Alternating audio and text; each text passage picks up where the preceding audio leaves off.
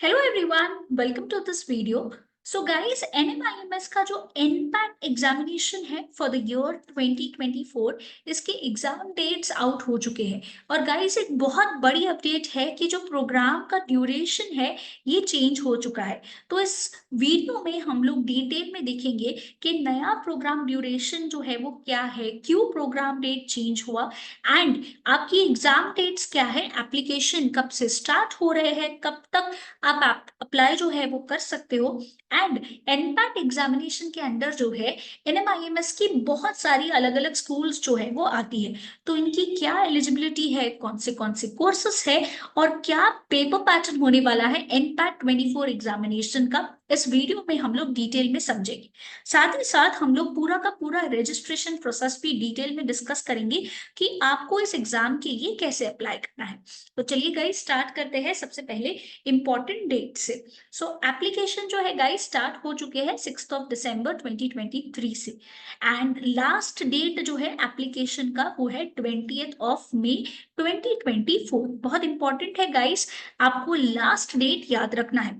अब इस entrance exam में आप अपनी एग्जामिनेशन जो है गाइस खुद से शेड्यूल कर सकते हो। अब एनपैट एग्जाम जो है ये आपकी कंप्यूटर बेस्ड एग्जामिनेशन होगी। तो क्या हम घर बैठे बैठे एग्जामिनेशन के लिए अपियर कर सकते हैं? The answer is no. आपको जहां पे सेंटर्स होंगे वहां पे जाके जो है एग्जामिनेशन के लिए अपियर करना होगा। तो एग्जामिनेशन की डेट्स आप खुद से शेड्यूल कर सकते हो, जो होगी 1 जनवरी से लेके 25 मई।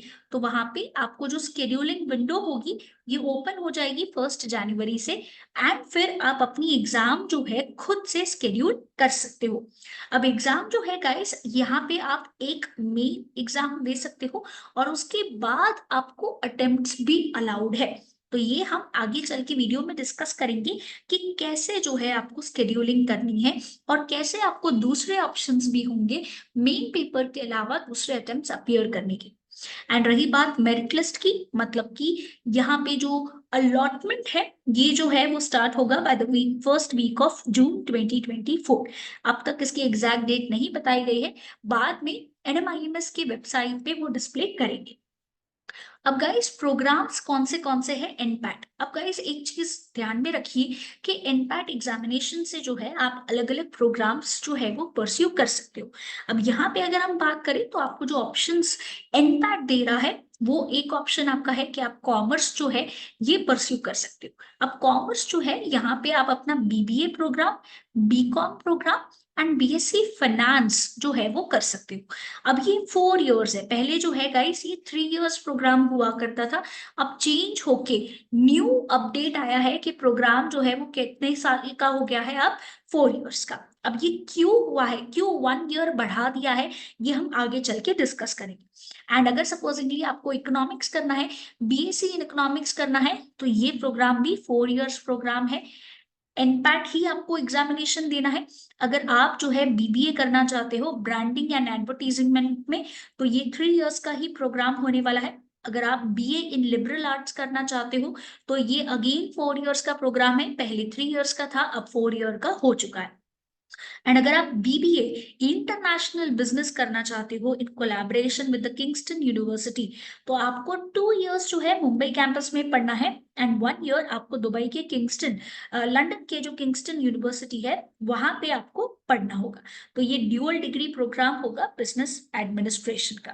एंड अगर आप मैनेजमेंट करना चाहते हो 3 इयर्स का, that is bachelor of business administration marketing and management, तो ये भी 3 इयर्स का प्रोग्राम होगा। अब गाइस, आप अलग अलग प्रोग्राम्स के लिए जो है वो अप्लाई कर सकते हो। रिमेंबर, ये अलग अलग प्रोग्राम्स जो है सारे के सारे कौन सा स्कोर एक्सेप्ट करेंगे? एनपैट। और इन सब के लिए जो स्कूल्स है गाइस, ये सारी की सारी स्कूल्स जो है वो डिफरेंट है। अब कौन सी प्रोग्राम के लिए कौन सी स्कूल चूज करनी है आगे चल के डिस्कस करेंगे। बट पहले देखते हैं कि ये 4 इयर्स का प्रोग्राम जो है वो क्यों हुआ। अब जैसे कि हमने देखा जो 3 प्रोग्राम है, दैट इज कॉमर्स का, इकोनॉमिक्स का एंड लिबरल आर्ट्स का। Commerce, liberal arts and economics, यहाँ पे मैंने स्टार मार्क किया है, as you can see hashtags है। ये प्रोग्राम्स जो है पहले 3 इयर्स के थे, अब 4 इयर्स के हो चुके हैं। अब ये प्रोग्राम्स जो है स्पेसिफिकली अगर हम देखें तो स्कूल ऑफ कॉमर्स एसओसी लेता है, commerce program, economics school of economics and Jyoti Dalal school जो है वो लिबरल आर्ट्स लेता है। ये अब अपना प्रोग्राम जो है वो 4 इयर्स का कर चुके हैं। ये क्यों हुआ है? एनईपी 2020 की गाइडलाइंस के हिसाब से एनएमआईएमएस जो है पहली बार, जी हाँ गाइस, पहली बार अब प्रोग्राम जो है इंस्टेड ऑफ 3 इयर्स होने वाला है ऑफ 4 इयर्स, जहां पे पूरा प्रोग्राम रिसर्च और मल्टी डिसिप्लिनरी फोकस पे जो है वो रहेगा इन द 5th ईयर। मतलब 3 इयर्स जो है आप पूरा का पूरा पढ़ाई करोगे एंड फिर उसके बाद आपका research based program for the 4th year होने वाला है। एंड जो इस 4 ईयर के प्रोग्राम को कंप्लीट करेंगे उनको ही ऑनर्स डिग्री जो है उनके रिस्पेक्टिव डिसिप्लिन मतलब इकोनॉमिक्स, कॉमर्स एटसेट्रा में मिलेगा। बट स्टूडेंट्स को एक एग्जिट ऑप्शन मिलेगा, very very important exit option मिलेगा after a period of 3 years. तो जो स्टूडेंट्स जो है स्पेसिफिकली यहाँ पे ये प्रोग्राम करेंगे 4 ईयर का, उनको 3 इयर्स के बाद एग्जिट ऑप्शन मिलेगा। बट अगर कोई प्रोग्राम ऐसा है जो 3 इयर्स का ही है, जैसे कि एग्जाम्पल ले लीजिए ब्रांडिंग एंड एडवर्टीजमेंट, ये 3 इयर्स का ही है। Apart from that international studies ये भी 3 इयर्स का ही है, मैनेजमेंट ये भी 3 इयर्स का है। तो इसमें आपको कोई भी जो है यहाँ पे एग्जिट ऑप्शन नहीं मिलेगा। एंड एक ऐसा स्टूडेंट जो है स्पेसिफिकली 3 ईयर कोर्स ही परस्यू करता है उसे ऑनर्स की डिग्री जो है वो नहीं मिलेगी। तो जिन्हें ऑनर्स का डिग्री चाहिए उन्हें कंपलसरी 4 ईयर का कोर्स जो है वो करना है जो आपको दिया गया है। एंड आपको अपना प्रेफरेंस जो है 2nd ईयर के एंड में जो है बताना है कि क्या आप एग्जिट ऑप्शन चूज करना चाहते हो कि क्या आप कंटिन्यू करना चाहते हो आपका 3 ईयर जो प्रोग्राम है। उसके बाद आप डिसाइड करो कि 4th ईयर के लिए आपको एग्जिट करना है कि आपको क्या करना है, कंटिन्यू करना है। अब गाइस अलग अलग स्कूल्स अलग अलग प्रोग्राम्स ऑफर करती है।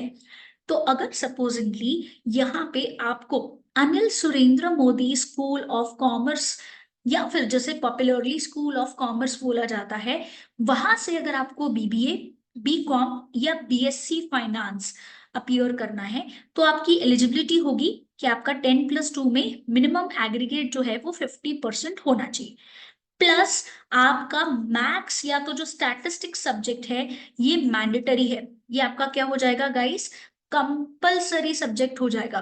अगर आप यहाँ से Anil Surendra Modi school of commerce से परस्यू करना चाहते हो अपना डिग्री, तो आपका minimum percentage aggregate percentage 10th और 12th का 50% होना चाहिए, प्लस आपका maths subject is compulsory.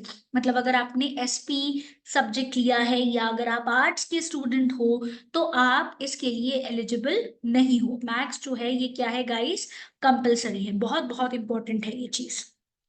Next है Sarla Anil Modi school of economics, जैसे पॉपुलरली स्कूल ऑफ इकोनॉमिक्स बोला जाता है। वहां से आप अपना बीएससी इन इकोनॉमिक्स जो है वो परस्यू कर सकते हो। अगेन गाइस यहाँ पे भी सेम ही है कि आपको 50% जो है मिनिमम होना चाहिए 10+2 में, और मैथ्स आपका क्या है गाइस, कंपलसरी सब्जेक्ट है। तो क्या मैम सारे लॉस जो स्कूल्स है बीबीए के लिए एनपैट के जरिए क्या सारे में मैथ्स कंपलसरी है? The answer is no. कुछ ही स्कूल्स गाइस मैथ्स सब्जेक्ट को कंपलसरी मानती है, कुछ स्कूल्स में मैथ्स रिक्वायर्ड नहीं है। तो बहुत ध्यान से देखिएगा इस वीडियो को। तो अगर आपको इकोनॉमिक्स बीएससी परस्यू करना है स्कूल ऑफ इकोनॉमिक्स से तो मैथ्स सब्जेक्ट कंपलसरी है। उसके बाद अगर आप सपोजिंगली बीबीए करना चाहते हो ब्रांडिंग एंड एडवर्टाइजमेंट का स्कूल से, ठीक है, तो यहाँ पे मैथ्स नहीं है कंपलसरी, आपका सिर्फ 50% होना चाहिए आपके 12th स्टैंडर्ड।